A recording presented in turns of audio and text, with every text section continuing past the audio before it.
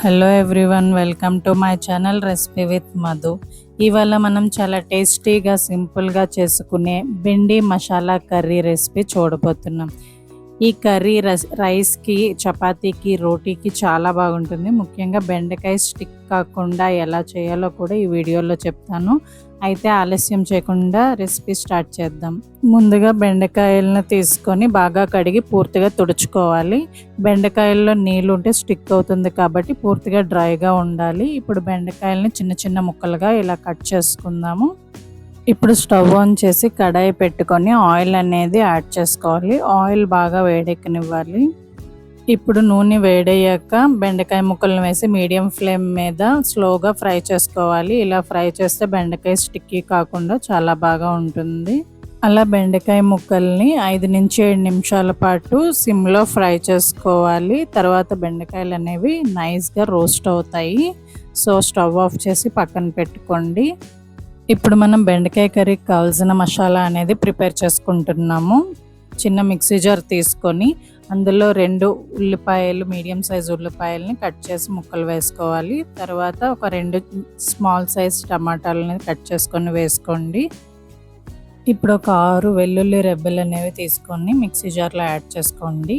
ఇక్కడ చిన్న అల్లం ముక్క అనేది తీసుకొని బాగా వాష్ చేసి తొక్క అనేది తీసేసి చిన్న చిన్న ముక్కల కింద కట్ చేసుకొని అందులో యాడ్ చేసుకోవాలి.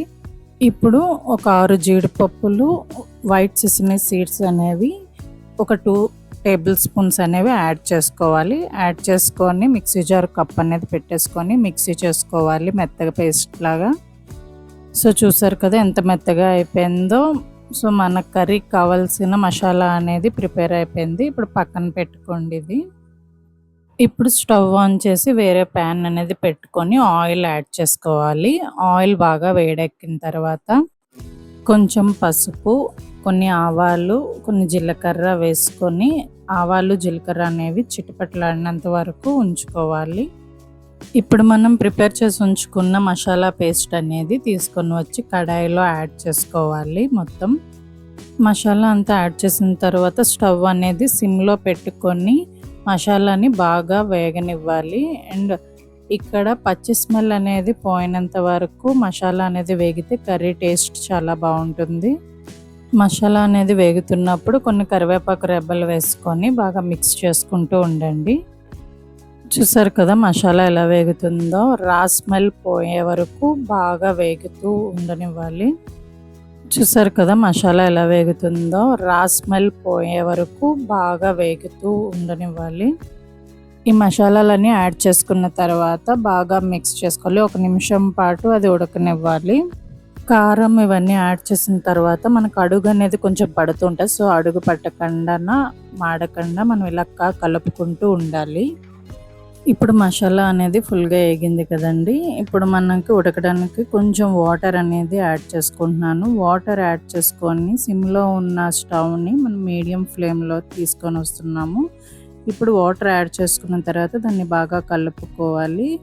ఒక థిక్ గ్రేవీలాగా కనిపిస్తుంది. సో దాన్ని కొంచెం ఉడకనివ్వాలండి. ఉడికిన తర్వాత మనం ఆల్రెడీ ఫ్రై చేసి ఉంచుకున్న బెండకాయ ముక్కలు ఉన్నాయి కదా, వాటిని తీసుకొని వచ్చి ఇందులో యాడ్ చేసుకోవాలి. యాడ్ చేసుకొని ఒక 2 to 3 మినిట్స్ పాటు మనం సిమ్లో ఆర్ మీడియం ఫ్లేమ్లో కానీ కుక్ చేసుకుంటూ ఉండాలి మూత పెట్టేసుకొని.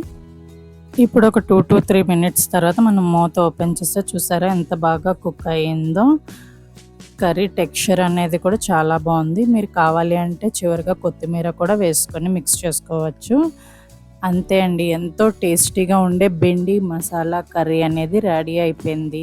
ఈ కర్రీని హాట్ రైస్తో తింటే చాలా అమేజింగ్గా ఉంటుంది. అండ్ చపాతీకి కూడా పర్ఫెక్ట్ కాంబినేషన్ అండి. మీరు కూడా ఈ రెసిపీని తప్పకుండా ట్రై చేసి ఎలా వచ్చిందో నాకు కమెంట్ బాక్స్లో చెప్పండి. ఈ వీడియో కనుక మీకు నచ్చినట్టయితే లైక్ చేయండి, ఫ్రెండ్స్ అండ్ ఫ్యామిలీతో షేర్ చేయండి. ఇంకా ఇలాంటి టేస్టీ రెసిపీస్ కోసం మా రెసిపీ విత్ మధు ఛానల్ని సబ్స్క్రైబ్ చేయడం మర్చిపోవద్దు. మళ్ళీ మరో టేస్టీ రెసిపీతో మళ్ళీ కలుద్దాం. Until then bye bye. Thank you.